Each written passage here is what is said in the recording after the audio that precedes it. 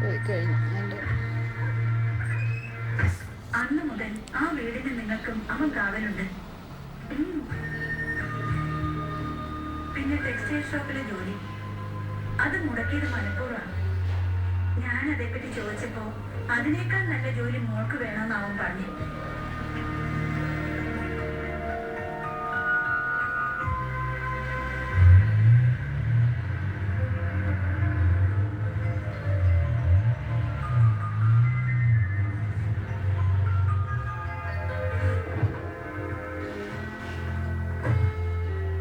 Hi Sajna, ഇയാളെന്താ ഇങ്ങനെ? എന്നെ കുറിച്ച് എന്ത് വേണമെങ്കിൽ കരുതിക്കോളൂ, പക്ഷെ സ്വയം ശിക്ഷിക്കണം. ഇപ്പോഴത്തെ അവസ്ഥയിൽ സജ്നയ്ക്ക് ഒരു ജോലി അത്യാവശ്യമാണെന്ന് എനിക്കറിയാം.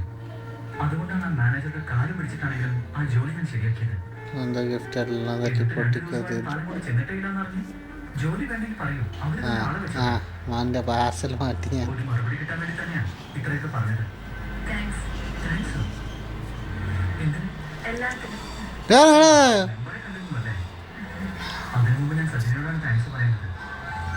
അന്ന് കോളേജിൽ വെച്ച് സജിന സൂചിപ്പിച്ചിരുന്നല്ലേ സമ്പത്തിനെ കുറിച്ച്. വീഡിയോ എടുത്തൊക്കെ അത് ശരിയാണെന്ന് തോന്നി. എത്രയും പെട്ടെന്ന് അത് നേടണമെന്ന വാശിയായിരുന്നു പിന്നീട് മനസ്സ് മുഴുവൻ. അങ്ങനെ ക്യാമ്പസിനോട് സലാം പറഞ്ഞു. മനഃപൂർവ്വം സജിനയുടെ വാക്കുകളാണ് എനിക്ക് ചപ്പട്ട കഴിക്കുന്നില്ല. അതുപോട്ടെ, പോകുന്ന വഴിയാണല്ലോ. വിരോധമില്ലെങ്കിൽ ഞാൻ ഡ്രോപ്പ് ചെയ്യാം.